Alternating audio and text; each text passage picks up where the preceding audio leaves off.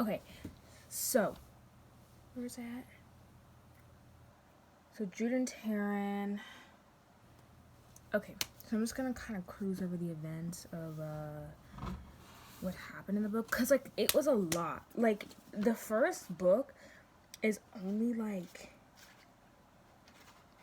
what is it, like 370 pages, and like so much happened. So I brought both books.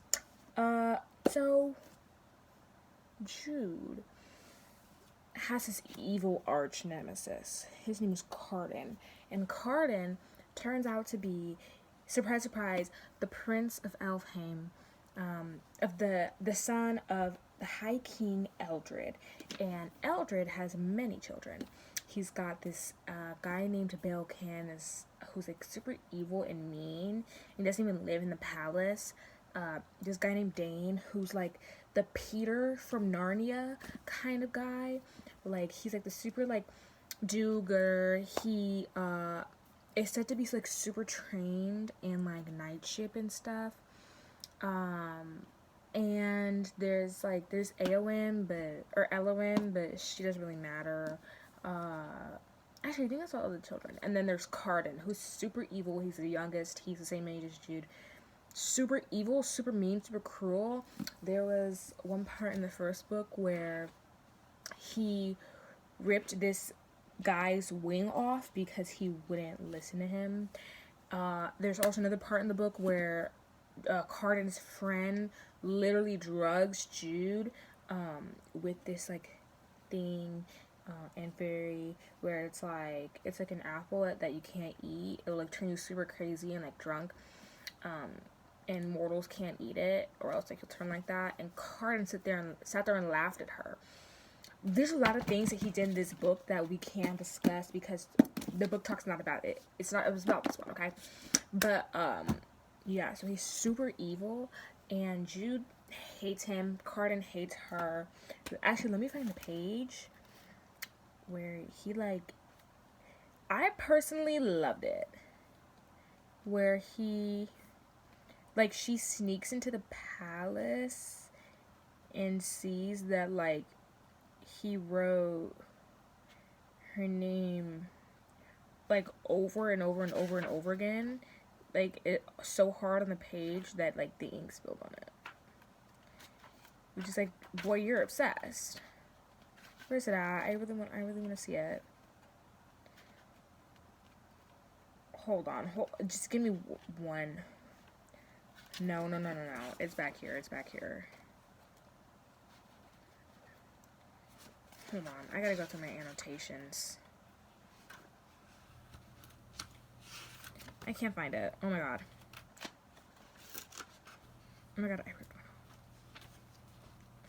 I can't find it. But yeah, it's like he really hates her, and it's like very descriptive in the first book. So long story short, there's this guy named Locke who she falls in love with, who's Cardan's best friend, and it turns out that Locke was secretly dating Taryn, her twin sister, this entire time because Taryn agreed to let Locke date her and fall in love with her because Locke wanted to see if Taryn would sit there and be faithful while Locke was out there dating other girls, and that other girl happened to be Jude. And Taryn was in on the whole thing, and it was a big thing. They had a duel in the middle of their house. I still hate Taryn because of that, but we can't get into that. So that happened. That's important. Another important thing that happened was the death of all the people on the chair, like the royal people, the royalty. Belkin died. Dane died. No, Belkin didn't die. Belkin started the whole thing. Belkin turned on his family, killed his dad. The High King Eldred killed his dad. Killed Dane. Killed Eowyn. Killed a bunch of other people. It was a huge thing while Cardan snuck away and with Jude, and it was like a whole big thing after that. So yeah, the last thing you need to know about Cruel Prince is that Jude is in the what is it called? The Guard of the Knighthood of Spies, I think. I think it's called the Knighthood of Spies. Yeah, I think it's called the Knighthood of Spies or the Knighthood of Secrets or something like that. It's like this kind of evil, like spy, like assassin, bounty hunter kind of spy thing. Cause she really wanted to be a knight, and Prince Dane, oh my god, Prince Dane, the one who died, right? He was like, oh, I can give that to you. Just join my Knighthood of Spies. And then she was like, okay. And it was a whole big thing. She's a baddie. She stabbed herself in the hand just so she wouldn't take a new mess. She drank poison. Sorry, there's somebody's behind me. She drank little bits of poison, every day to like, get herself to like not react to it, and little bits of like that apple that like mortals can't eat to become like immune to it. Just baddie behavior. All around girl boss is like Jude. So yeah, and then also Cardan is bound to Jude, in order to save. Oh my god, I missed a whole plot point. Okay, so the whole reason that this book is happening is because Jude is living with her half brother Oak. We figured out in the book, it was like a whole intense long process, that Oak is the true ruler of the crown. Before Cardan, before Eowyn, before Dane, before Belkin, Oak is the true king because he is the true son of the king and the queen. And the king had like other people he had kids with, who like, you know, gave birth to Dane, Belkin, Cardan, and Eowyn. So Oak is a true king. And Oak is like 11. So in order for Jude to keep Oak off the crown, like after all this violence and everything that happened, like all the death, in order to keep Oak off the crown in time for him to like be of age, and in order for him to have a good life before he comes back and be's king for like forever, because fairies live for a really, really, really long time in this book, Cardan bound himself to Jude. So he bound himself to Jude in order for him to stay off the crown. Like, it's so hard to explain. Like, let me look at it. This part's really hard to explain, and like I low-key don't even remember.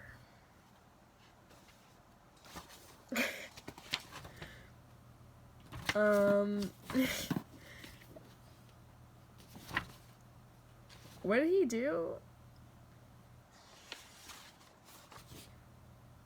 Oh, Layla.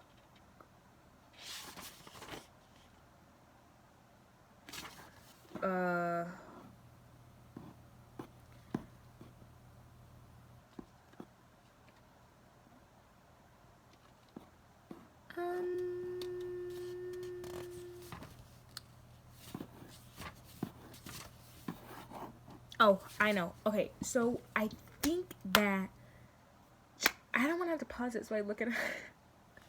Because, like, I don't remember. But Cardan bounds himself to Jude. So, like, Jude... so Jude can control Cardan is, like, basically what's happening. Jude, whatever Jude says, whatever Jude tells Cardan to do, he has to do it. So, like, if Jude tells Cardan, you have to kill your family, he has to do it. And yeah, so this was all because they had to keep Oak off the crown until he was of age. So Oak lives in the mortal world now. Jude and Cardan are like together, and Jude put Cardan on the throne in the end, so he's actually the king, which is why it's called Wicked King. She put him on the throne eventually. He's the king now, even though he didn't want to be king. So he really, really, really hates her for that, because that was one of the reasons why he swore himself to Jude, so he wouldn't have to be king. So now we're getting into the actual book that I'm supposed to be talking about. So that was like the preface of what happened in Cruel Prince. So now we're in Wicked King. What's going on in Wicked King, you may ask? So I'll paint a picture for you. It's been 6 months. Oh no, it's been 5 months. It's been 5 months. Cardan is the king of Elfhame, and he's the High King. And Jude can control whatever he says or whatever he does. So she has become his like seneschal, which basically is, I actually think this is like a real position in royalty, but it's like the king's right hand, and they like attend meetings with them. They give them counsel and stuff. Like it's the king's like private counsel. So she's the king's seneschal, who does like everything for him because obviously she controls him. So he really, really, really hates her. Their relationship is very strained. Cardan is always like, "Are you commanding me, or can I do whatever I want?" And then she's like, "I'm not commanding you." So that's that. What's happening? Oak is still in the mortal world. Taryn is getting married to Locke. I'm really upset about the relationship. I could go on for like 30 minutes about how much I hate Locke and like exactly what happened and how I feel about it and how it should have went down. But we're not gonna do that. All you need to know is that Taryn is getting married to Locke in a few weeks. What else is happening? Okay, so that's that. The first thing that happens in this book is the Queen of the Undersea sends a message saying that she doesn't think that Queen Orlaf, his name's Orlaf, she doesn't think that Cardan is a good king and that she should take over, and like they should be married and they should rule together. And the Undersea and Elfhame would come together and rule. As you can see, there's the water. So yeah, like she rules like fish. She has mermaids and stuff. Her daughter Nicasia is Cardan's ex-girlfriend. It's really messy. It's like literally teenage drama, but like death, and royalty. So yeah. So Cardan refuses to like answer this because he doesn't really care, and he's like been really just all over the place, drunk all the time, just absolutely off the like unhinged, off the rails as a king, and Judah's been doing all this work, and she gets no credit, obviously. So she knows about it. He doesn't really care, and she goes to Baelkin, who has been imprisoned for the death of all his family. He's been imprisoned in the Tower of Forgetting, where basically you can't get out ever. That's like the Tower of Forgetting. And she goes and she realizes that Baelkin and Queen of the Undersea have been exchanging messages. And they've been talking like secretly together. The Queen has been sending him gifts there, and he's been sending her letters, and she doesn't know what these letters are. But he, obviously is not going to tell her. So we know that that Baelkin and Queen Orlaf are working together against Cardan, to take Cardan off the throne, to like get Cardan married. I don't know, because I'm not that far into the book. But yeah, so we know that. Also, so that's basically that. Also, we figured out in this book that Cardan's mom is stowed away in the Tower of Forgetting, and she's very like conniving, just like her son. She's really conniving. She's really like not loyal. Like she's not evil, but she's like she's a snake, basically. It's like the best way I can explain it. She's a snake. And yeah. So, like, nothing really happened, actually, in the first 150 pages. A lot of it was just, like, Terrence getting married, and she really hates it, and, like, Jude's been, like, running around trying to figure out what's happening with Belkin and the Queen. Nicasia comes back and tries to kill Cardan's girlfriend. Or not girlfriend, but, like, the girl he is having relations with. And she tries to kill him, or she tries to kill her, but it looks like she's trying to kill Cardan. And Cardan thinks that somebody tried to kill him, but really Nicasia was just trying to kill the girl. But that's what Jude told Cardan, was that somebody was trying to kill him. But he finds out that it was Nicasia, and then she gets back into his life, and then she goes into the council and was like, I think we should get married, and it would be the best of both worlds, and like the sea and the land would be forever in harmony, and blah blah blah. And then like the council was like, oh, she really talks like a queen.